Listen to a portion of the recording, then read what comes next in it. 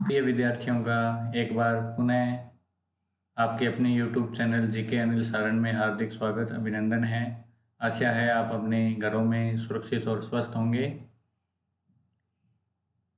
अगर आपने ये YouTube चैनल अभी तक सब्सक्राइब नहीं किया है तो इसको आप ज़रूर कर लें। साथ ही पास में दिया गया बेल आइकन भी दबा दें ताकि जब भी नया वीडियो अपलोड किया जाए तो उसकी सूचना आपको तत्काल मिल जाए। प्रिय विद्यार्थियों, कल हमने मौर्य वंश के बारे में पढ़ा था, उसके बारे में विस्तार रूप से चर्चा की थी। आज अपने आगामी टॉपिक मौर्य प्रशासन है, उसके ऊपर चर्चा करते हैं कि मौर्य काल में प्रशासन कैसा था। जैसा कि हमने पढ़ा था कि जो साम्राज्य था वो पहली बार ऐसा हुआ था कि इतना बड़ा साम्राज्य भारत के अंदर स्थापित हुआ था। तो इनका बहुत बड़ा साम्राज्य था, तो इतने बड़े साम्राज्य का जो प्रशासन था वो भी बड़ा कुशल था। तो ऐसा पहली बार हुआ था मौर्य साम्राज्य में कि जो सत्ता थी वो एक ही जगह केंद्रीकृत थी। मौर्य काल में भारत में पहली बार केंद्रीकृत शासन व्यवस्था स्थापना हुई। केंद्रीकृत का मतलब सत्ता एक ही जगह एक ही व्यक्ति में केंद्रित हो तो उसे केंद्रीकृत शासन कहते हैं। यानी एक ही जगह कहाँ सत्ता का केंद्रीकरण राजा में होते हुए भी वह निरंकुश नहीं था।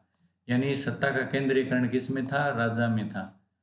राजा ही सब कुछ होता था। ये मौर्यों से शुरू हुआ और मौर्यों के बाद फिर बहुत लंबे टाइम तक, चाहे वो गुप्त आए, चाहे वो मुगल आए, चाहे वो राजपूत आए, जब तक भारत में ये परंपरा चली तब तक सत्ता का केंद्रीकरण राजा में ही रहा।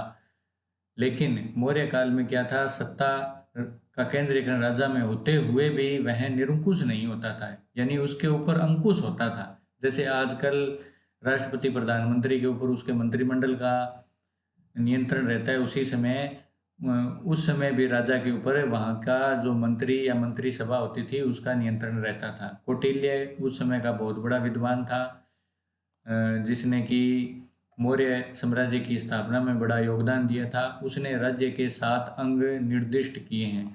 राज्य के 7 अंग, जैसे एक शरीर के विभिन्न अंग होते हैं, उन अंगों के बगैर एक शरीर की कल्पना नहीं की जा सकती। जैसे अगर हम मनुष्य शरीर की कल्पना करें तो उसमें बगैर हाथों, बगैर हाथ, बगैर पैर, बगैर मुंह है, नाक, कान, इनके हम एक मनुष्य शरीर की कल्पना नहीं कर सकते। उसी प्रकार कौटिल्य ने कहा कि एक राज्य के लिए भी कुछ अंग बहुत ज़रूरी है, उनके बगैर हम किसी भी राज्य की कल्पना नहीं कर सकते। तो उसने ऐसे 7 अंग बताए थे। कौन कौन से उसने बताए? राजा, अमात्य, जनपद। राजा, राजा जरूरी है। कोई भी राज्य कब होगा? जब वहाँ राजा होगा। अमात्य, अमात्य यानी मंत्री जरूरी है। जनपद, जनपद आपको कल बताया ही था, हमने जब महाजनपद पढ़े थे, यानी एक राज्य भी होना चाहिए। दुर्ग होना चाहिए। कोष, कोष यानी रुपया पैसा होना चाहिए, रुपये पैसे के बगैर तो काम ही नहीं चलेगा। सेना होनी चाहिए और उसके मित्र भी होने चाहिए। यानी ये 7 अंग होंगे तो कोई राज्य बनेगा। ये महत्वपूर्ण है, इसको आप ज़रूर नोट कर लें। इसके अलावा आप देखें कि राजा द्वारा मुख्यमंत्री व पुरोहित की नियुक्ति उसके चरित्र की भली भांति जांच के बाद की जाती थी। मुख्यमंत्री या पुरोहित को ऐसे ही नहीं नियुक्त कर दिया जाता था, उसके चरित्र की बड़ी गहरी भली भांति जांच की जाती थी। अगर वो उत्तम चरित्र का होता था तो ही उसे मुख्यमंत्री और पुरोहित नियुक्त करते थे। और इस चरित्र की जांचने की जो प्रक्रिया थी उसको कहते थे उपदा परीक्षण। यानी उपदा परीक्षण क्या था? मुख्यमंत्री और पुरोहित को नियुक्त करने की प्रक्रिया, जिसमें कि उसके चरित्र को देखा जाता था, उसको उपदा परीक्षण कहते थे। ये भी महत्वपूर्ण है, ये नोट किया जाना चाहिए। ये लोग मंत्रिमंडल के अंतरंग सदस्य थे, यानी मंत्रिमंडल में शामिल थे। मंत्रिमंडल के अतिरिक्त परिषा मंत्रिण भी होती थी, जो एक तरह की मंत्री परिषद थी, यानी एक मंत्री परिषद और होती थी राजा की सहायता के लिए। आगे देखते हैं अपने केंद्रीय प्रशासन कैसा था इनका। अर्थशास्त्र में 18 विभागों का उल्लेख है जिन्हें तीर्थ कहा गया है। यानी पूरा जो शासन प्रशासन था वो कितने विभागों में बंटा हुआ था? 18 विभागों में। जैसे आजकल आप देखें, शिक्षा विभाग होता है, रेल विभाग होता है, वन विभाग होता है, वित्त विभाग होता है। उसी तरह उस समय भी जो प्रशासन था वो 18 विभागों में बंटा हुआ था, जिनको क्या कहा जाता था? तीर्थ कहा जाता था। तीर्थ के अध्यक्ष को महामात्र कहा जाता था। जैसे आज के किसी विभाग के मुख्य को क्या कहा जाता है? मंत्री कहा जाता है, कि वन मंत्री है, रेल मंत्री है, वित्त मंत्री है, विदेश मंत्री है। उस समय क्या कहते थे? तीर्थ के अध्यक्ष को, उस समय तीर्थ के अध्यक्ष को कहते थे महामात्र। सर्वाधिक महत्वपूर्ण तीर्थ थे, यानी सर्वाधिक महत्वपूर्ण जो तीर्थ थे या विभाग थे वो कौन से थे? मंत्री, पुरोहित, सेनापति और युवराज, ये सर्वाधिक महत्वपूर्ण तीर्थ माने जाते थे। समाहर्ता, इसका कार्य राजस्व एकत्रित करना था, यानी रुपया पैसा इकट्ठा करना, कर लेना, टैक्स लेना, जो भी लिया जाता था उसको ये एकत्रित करता था। आय व्यय का ब्यौरा रखना, वार्षिक बजट तैयार करना। जैसे आजकल जो काम वित्त मंत्री करता है किसी राज्य के लिए या केंद्र सरकार के लिए, उस टाइम में समाहर्ता इनका वित्त मंत्री होता था, जो कि राजस्व एकत्रित करना और आय व्यय का ब्यौरा रखने का कार्य करता था। अगला है सन्निदाता, जिसको बोला गया कोषाध्यक्ष, यानी विभिन्न प्रकार के कोष बनाए गए थे, उनको सन्निदाता बोला जाता था।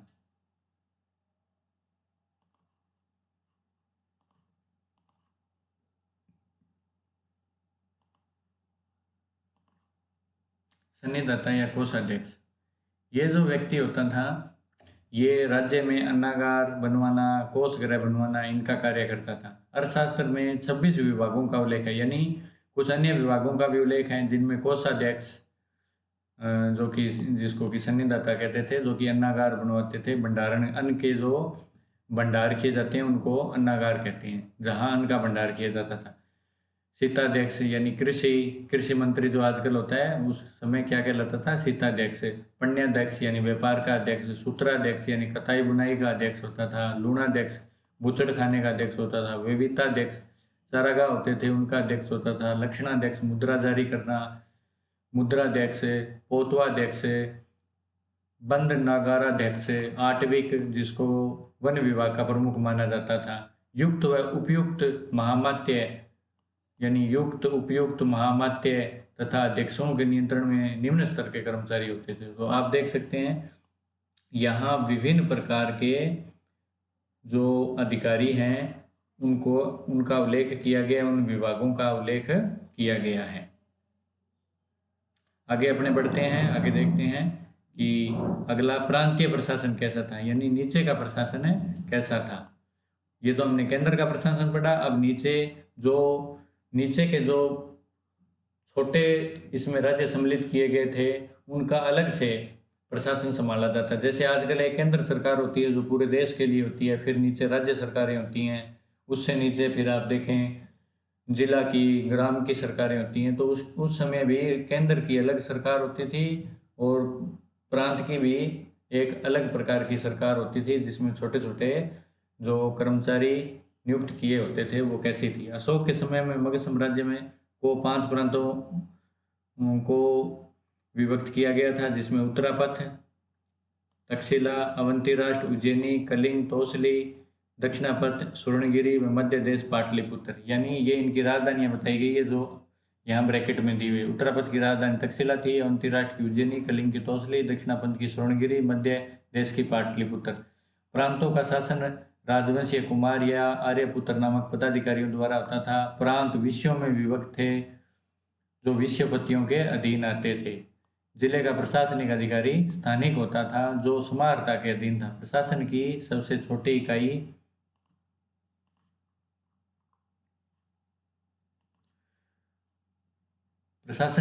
छोटी इकाई का मुखिया गोप था जो 10 गांवों का शासन संभालता था। समाहर्ता के अधीन प्रदेष्टि नामक अधिकारी भी होता था जो स्थानिक गौ व ग्राम अधिकारियों के कार्य की जांच करता था। तो ये आप देख सकते हैं कि प्रांत का प्रशासन ऐसा होता था। अब अपना अगला पढ़ते हैं नगरीय शासन। मैक्सनीज के अनुसार नगर का शासन प्रबंधन 30 सदस्यों का एक मंडल करता था जो कि 6 समितियों में विभाजित था। यहाँ मैं आपको बता दूं, जो ज़्यादा महत्वपूर्ण है उसके बारे में अपने विस्तृत रूप से चर्चा कर लेंगे, जो कम महत्वपूर्ण है उसको मैं थोड़ा जल्दी ही सीधा ही आपको यहाँ पढ़ता हुआ देखने को मिलूंगा। प्रथम समिति उद्योग शिल्पों का निरीक्षण, द्वितीय समिति विदेशियों की देखरेख करना, तृतीय समिति जन्म मरण का लेखा करना, चतुर्थ समिति व्यापार वाणिज्य देखना, पांचवी समिति निर्मित वस्तुओं के विक्रय का निरीक्षण करना और छठी समिति विक्रय मूल्य का 10वां भाग बिक्री कर के रूप में वसूलना। प्रत्येक समिति में 5 सदस्य होते थे। तो ये यहाँ का नगर प्रशासन है था। आगे हम देखते हैं सैन्य व्यवस्था कैसी थी, क्योंकि इतना बड़ा राज्य था, इतने पूरे लगभग भारत पर इन्होंने शासन किया था, तो निश्चित रूप से इनकी सेना समृद्ध थी, सेना बड़ी रही होगी, शक्तिशाली रही होगी। तो इतनी बड़ी सेना के बारे कैसी थी इनकी सैन्य व्यवस्था, उसके बारे में अपने चर्चा करते हैं। सेना के संगठन हेतु पृथक सैन्य विभाग था, जो 6 समितियों में विभक्त था। प्रत्येक समिति में 5 सदस्य होते थे। ये समितियां सेना के 5 विभागों की देखरेख करती थी। ये 5 विभाग थे, यानी सेना में 5 विभाग थे। पूरी सेना 5 विभागों में बंटी हुई थी। पैदल सैनिक होते थे, अश्व यानी जो घुड़सवार होते थे, घोड़े पर चलने वाले थे, हाथी इनकी सेना में शामिल होते थे, रथ होते थे, और नौसेना यानी पानी में चलने वाले जहाज भी इनके पास थे। सैनिक प्रबंधन की देखरेख करने वाला अधिकारी अंतपाल कहलाता था। अंतपाल जो था वो सैनिक प्रबंधन करता था। सीमांत क्षेत्रों का व्यवस्थापक भी अंतपाल होता था। मेगस्थनीज, जिसने कि इंडिका नामक पुस्तक लिखी थी, के अनुसार चंद्रगुप्त मौर्य के पास 6 लाख पैदल, 50,000 अश्वारोही, 9,000 हाथी और 800 रथों की सुसज्जित विराट सेना थी। तो आप मेगस्थनीज के विवरण से आप एक अंदाज़ा लगा सकते हैं कि चंद्रगुप्त मौर्य की सेना कितनी विशाल रही होगी उस समय। और तभी चंद्रगुप्त मौर्य और उसके आने वाले वंशज पूरे भारत पर अधिकार कर पाए, इतनी बड़ी सेना के बल पर ही। आगे हम देखते हैं उनकी न्याय व्यवस्था कैसी थी। न्याय व्यवस्था, सम्राट न्याय प्रशासन का सर्वोच्च अधिकारी होता था। देखो, जैसे हमने शुरुआत में पढ़ा था कि सबसे प्रमुख कौन था प्रशासन में, राजा ही था। तो न्याय करने में सबसे ऊपर स्थान किसका था, राजा का या सम्राट का था। यानी अंतिम न्याय कौन करता था, सम्राट करता था। सम्राट से पहले भी नीचे अधिकारी नियुक्त किए हुए थे, न्यायालय बनाए हुए थे, उनके अंदर मामलों का निपटारा किया जाता था। अगर वहां पर मामले नहीं निपटाए जाते थे तो उसके बाद में वो सम्राट के पास जाते थे, और सम्राट का निर्णय जो था वो अंतिम माना जाता था। निचले स्तर पर ग्राम न्यायालय थे, जहाँ ग्रामीणी और ग्रामवर्ग निर्णय करते थे। उसके ऊपर संग्रहण, द्रोणमुख, स्थानीय और जनपद स्तर के न्यायालय होते थे। जैसे आज होता है ना, जिला के ऊपर न्यायालय होता है, सबसे पहले तहसील न्यायालय होता है, फिर जिला होता है, जिले के बाद राज्य होता है, राज्य के बाद में फिर आप देख सकते हैं केंद्र सरकार में नई दिल्ली में हमारा सुप्रीम कोर्ट है। उसी प्रकार यहाँ भी नीचे से लेकर ऊपर तक न्यायालय थे। सबसे ऊपर पाटलिपुत्र का केंद्रीय न्यायालय था। ग्राम संघ और राजा के न्यायालय के अतिरिक्त अन्य सभी न्यायालय 2 प्रकार के थे। यानी न्यायालयों को कितने भागों में बांटा गया था, 2 भागों में। एक न्यायालय कहलाते थे धर्मस्थीय, दूसरे थे कंटक शोधन। इन न्यायालयों में निर्णय का कार्य धर्मशास्त्र में निपुण 3 धर्मस्थ या व्यवहारिक और 3 अमात्य करते थे। धर्मस्थीय एक प्रकार के दीवानी अदालत थे, यानी ये आज के दीवानी न्यायालय की तरह थे, और कंटक शोधन आज के फौजदार न्यायालय के तरीके के थे। दीवानी अदालत और फौजदारी अदालत में क्या फर्क है? जितने भी रुपए पैसे संपत्ति संबंधित जो विवाद होते हैं, रुपया पैसा या संपत्ति या उत्तराधिकार संबंधी जो विवाद होते हैं, वो सारे दीवानी न्यायालयों में सुने जाते हैं। और जितने भी हत्या, चोरी, डकैती, लूटमार संबंधी जो मामले हैं वो सारे किस में सुने जाते हैं, वो फौजदारी न्यायालयों में सुने जाते हैं। तो इसलिए वहाँ उस समय भी दीवानी अदालतें अलग थीं और फौजदारी अदालतें अलग होती थी। चोरी, डाके, लूट के मामले जिन्हें साहस कहा जाता था, अभी धर्मस्थली अदालत में रखे जाते थे। यानी उस समय चोरी, डाके, लूट के मामले इन दीवानी अदालतों में रखा जा सकता था। लेकिन आज के टाइम में क्या होता है, आज के टाइम में दीवानी अदालतों में केवल रुपए पैसे और उत्तराधिकार संबंधी मामले सुने जाते हैं। फौजदारी अदालतों में इस तरह के मामले या मान के इस तरह के मामलों को फौजदारी मामले कहा जाता है, जिनमें चोरी, डकैती और लूटमार के मामले होते हैं।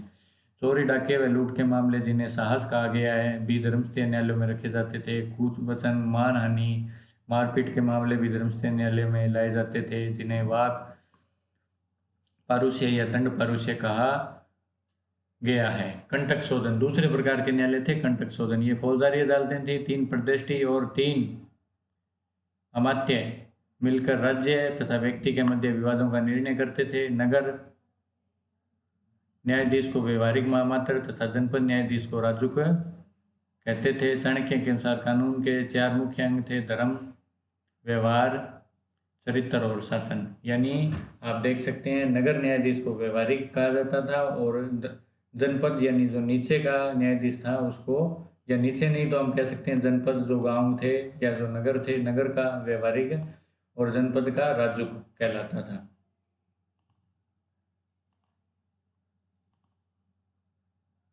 आगे है मौर्यकालीन समाज। मौर्यकालीन समाज कैसा था? कौटिल्य का अर्थशास्त्र, यानी कौटिल्य ने कौन सी पुस्तक लिखी? अर्थशास्त्र लिखी। कौटिल्य को मैंने पहले बताया था, इसको चाणक्य भी कहा जाता है। मैगस्थनीज कृत इंडिका, मैगस्थनीज ने कौन सी पुस्तक लिखी? इंडिका। दोनों महत्वपूर्ण है, नोट की जानी चाहिए। तथा अशोक के अभिलेखों से मौर्य काल की सामाजिक व्यवस्था की जानकारी मिलती है। कौटिल्य ने वर्णाश्रम व्यवस्था को सामाजिक संगठन का आधार माना है। कौटिल्य ने 4 वर्णों के व्यवसाय भी निर्धारित किए हैं। यानी उस समय वर्णाश्रम व्यवस्था थी, 4 वर्ण निर्धारित किए गए थे और उन्हीं के अनुसार उनके व्यवसाय भी निर्धारित होते थे। यानी 4 वर्ण कौन से थे? ब्राह्मण, क्षत्रिय, वैश्य और शूद्र। ब्राह्मण, क्षत्रिय, वैश्य और शूद्र। तो ब्राह्मण का काम था पंडिताई करना या धर्म ग्रंथों का अध्ययन करना, ये ब्राह्मण के कार्य थे। लोगों की रक्षा करना, राज्य की रक्षा करना, ये कार्य जो होता था वो क्षत्रिय का था। और व्यापार संबंधित कामकाज करना वैश्य का काम था। और इन तीनों की सेवाएं करना शूद्र का कार्य माना जाता था। और उस समय क्या थी? वर्णाश्रम व्यवस्था लागू थी समाज के अंदर। यानी जिसका जन्म, जो व्यक्ति जो कार्य करता था उसी के हिसाब से उसका व्यवसाय निर्धारित हो जाता था।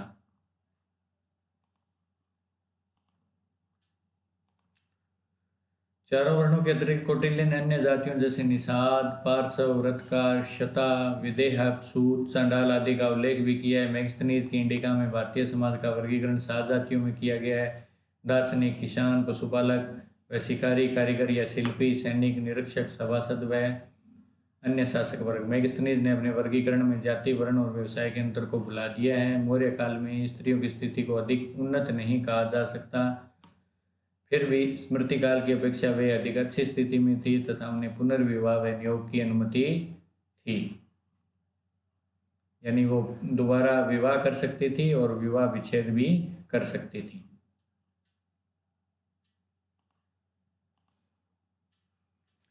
तो आज का अपना अध्याय यहाँ समाप्त होता है।